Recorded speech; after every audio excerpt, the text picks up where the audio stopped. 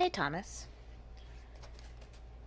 is Taylor Swift queerbaiting in folklore? What a complicated question. And I'm going to do my best to discuss the artist as she is reflected in her own art and not the brand and not the person outside of her own perception of herself in the way that she represents herself in her art. I'm going to try. I'm not making any promises because that's going to be real hard. So, full disclosure, I am not a lesbian. There's been a lot of talk about folklore as a true lesbian experience. An amazing conversation. Gosh, like, what a world we live in. How fascinating. This is a mask I need to get right on the first try. I only get one shot on this one. And I'm nervous. It's fine. It's going to be fine. It's going to look great. I'm not a lesbian, but I am a WLW. So I will bring a different perspective to this question.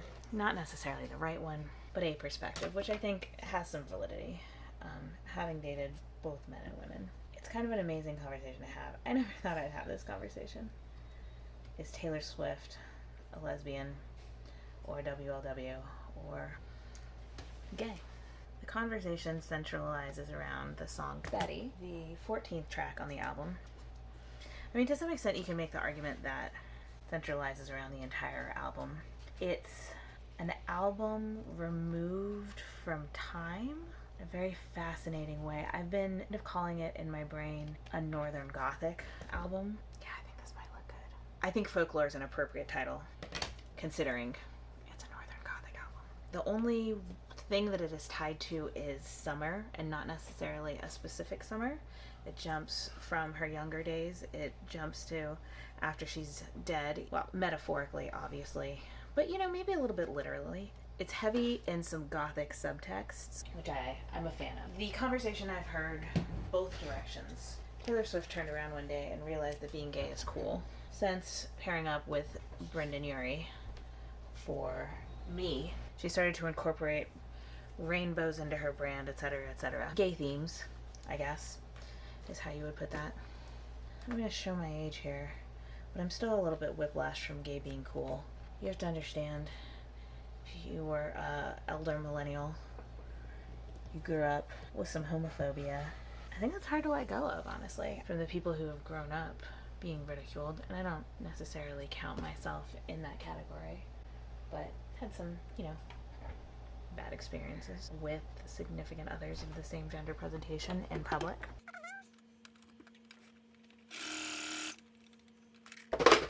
Very hard to align yourself. Cat attack! Oh my god, cat attack! It's weird to claim the same category as somebody who has never had to risk anything for that category. I think for a long time in the gay community, and definitely in certain parts of the gay community, it was a trauma that bonded us. There was a shared experience of not being accepted.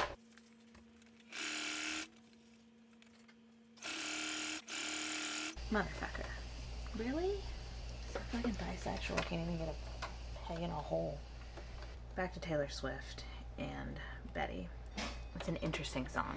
It's about the protagonist in the song who goes to high school, middle school, some area of school with somebody that they had a romantic tryst with over the summer. The protagonist betrayed them, and it's been an issue ever since. And the protagonist feels terrible about it. Taylor Swift has a way of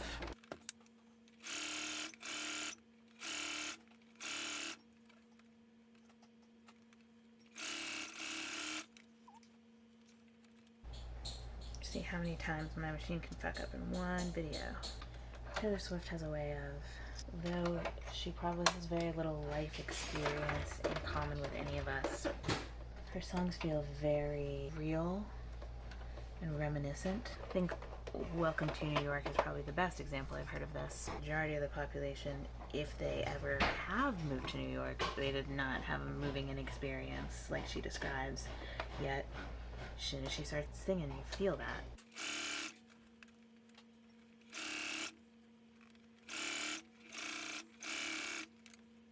Yeah, I know that experience. I've been there. And Maybe you have. Not the way she has. None of us are that fortunate. Her wheelhouse is absolutely the feelings that you have as a high school girl. Our song off her debut album, Talking on the Phone, real soft so your mama doesn't know, like thinking about high school is where Taylor Swift shines. So I think the feeling of Betty is really important, and that's kind of what I'm gonna focus on for this, because even though we're very accustomed to Taylor Swift being first person POV in all of her songs, I got some bad news for you about this one. There's a lyric in the song in which a classmate of the protagonist in the song rolls up and refers to him as James, meaning he's not Taylor Swift, unfortunately. But listen to my overall point. My overall point is, it doesn't matter if Taylor's straight or LGBTQ+, and it doesn't matter if she fell in love with a girl in high school and then busted into her party and tried to kiss her in the garden. It doesn't matter if all of this was actually James singing. And it doesn't matter if Taylor's producer has realized that they would both make a lot more money if the gays liked her than if not. What matters, I think, is whatever high school girl is listening to this album, here's this song, and doesn't have school right now, or isn't in class right now, because everything is terrible. She's sitting there yearning, the yearning that you can only have in high school, for her crush.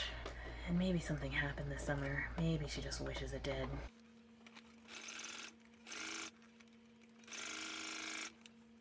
But maybe she hears this Taylor Swift song, and for a minute she gets to feel like she's not so